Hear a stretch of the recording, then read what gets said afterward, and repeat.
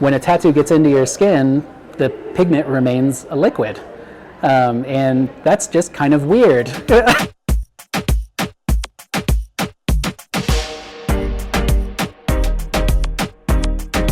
Hey New Mexico, it's Logan here with New Mexico PBS. We're here at Explore for Adult Night, so come on, let's go check it out.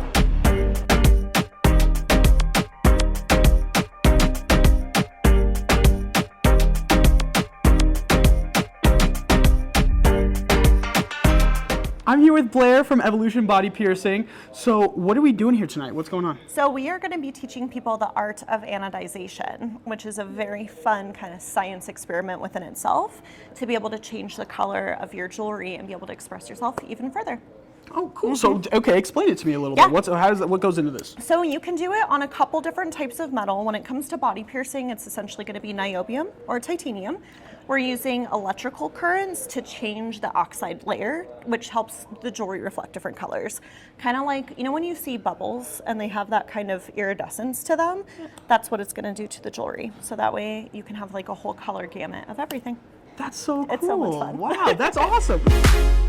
So my name is Gina. I'm a dental hygienist. I've worked in the dental field for 27 years now. And tonight I'm here doing tooth gems. So it's I guess it's a form of body modification.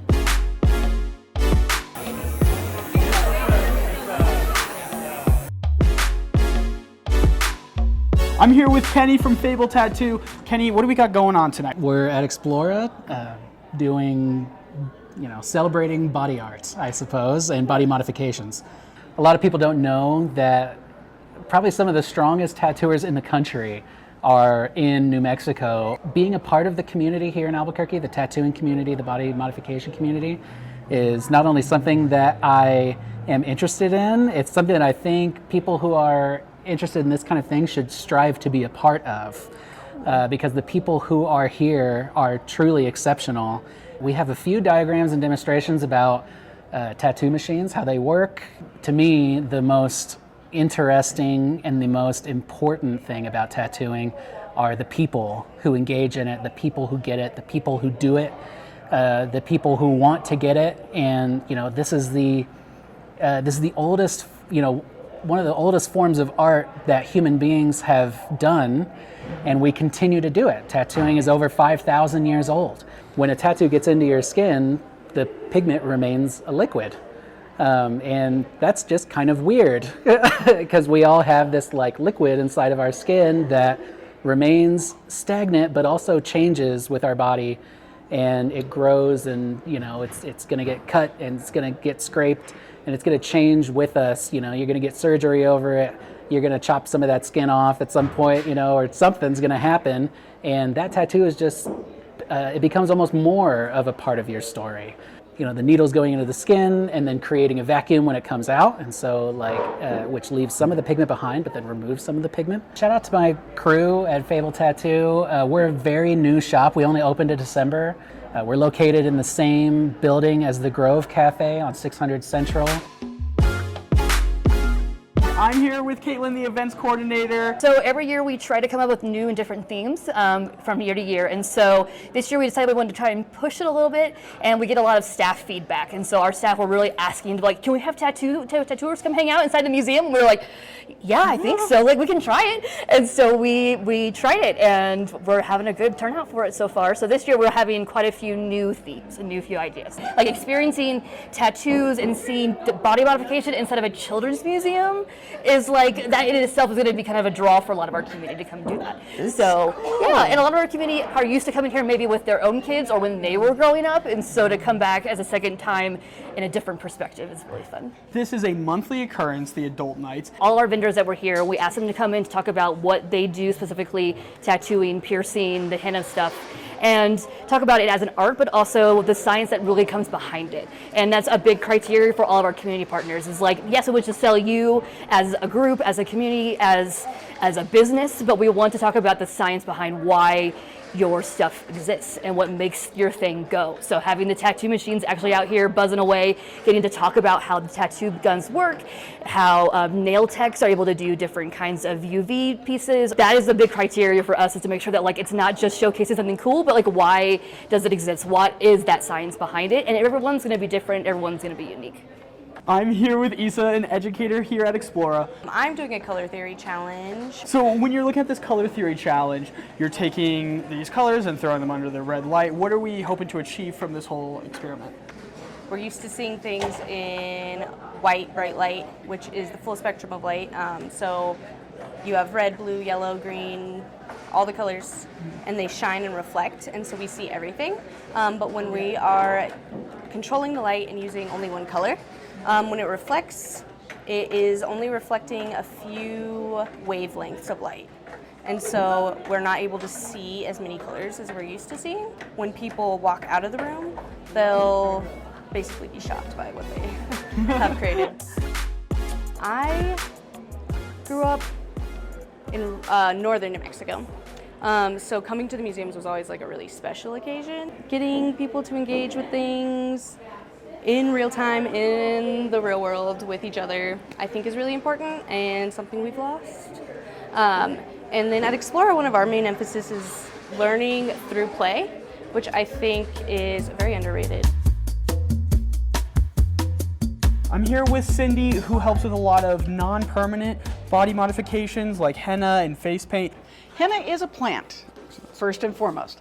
It's usually found in Middle Eastern countries, anywhere from Morocco to India. Basically, they take the leaves and dry them out, then grind and sift them.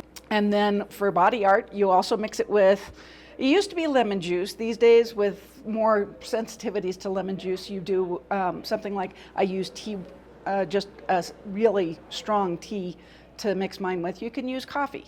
Some people are concerned about caffeine, but honestly, that's a pretty minimal amount that you're going to absorb through your skin. And then you can even do water for someone who is extremely sensitive skinned. You have sugar, like first off, it helps it to stick, but second off, it also helps keep it from drying too fast here in New Mexico. And then you have essential oils such as lavender, eucalyptus, and tea tree oil. And then there's two that I've only ever heard of in henna use, and that's cajeput and niuli. I've been really fortunate. I've been doing face painting and henna for over 20 years. And I've been really fortunate to learn from absolutely best artists from all over the world. And they are all thrilled, actually, that we take an interest and want to do their art, and that we make business from it because other people are really entranced by their art. So, you know, as long as you just, one of the things, for instance, I do is if somebody brings up Chinese characters, I'm going to tell them, just like in movies and stuff like that, if you don't know for sure what that is, I don't know what I'm putting on you. I don't know the first thing about it. So check your stuff before you ask for it to be put on your skin, because you are going to live with it for a little while.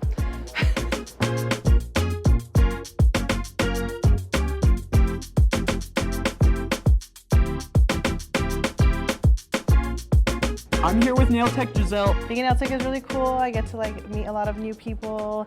I get to make people feel good about themselves and help with their body modification of their nails, even though it's not permanent, you know.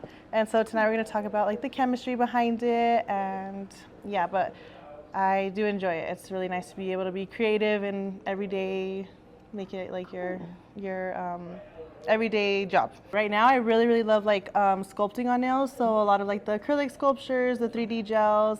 I love doing long nails. I feel like every nail tech does, just because there's more space to work with, you know? Yeah, and then I'm really a big fan of chrome, so just the artistry behind it, for sure. Yeah, I've grown up in Albuquerque. I'm born and raised here, but I feel like we do have a really community-based culture here, especially in the nail game. I do have a lot of nail technician friends who are also close to me, and it's not really competition. It's more we want to build each other and kind of add to the community and educate people.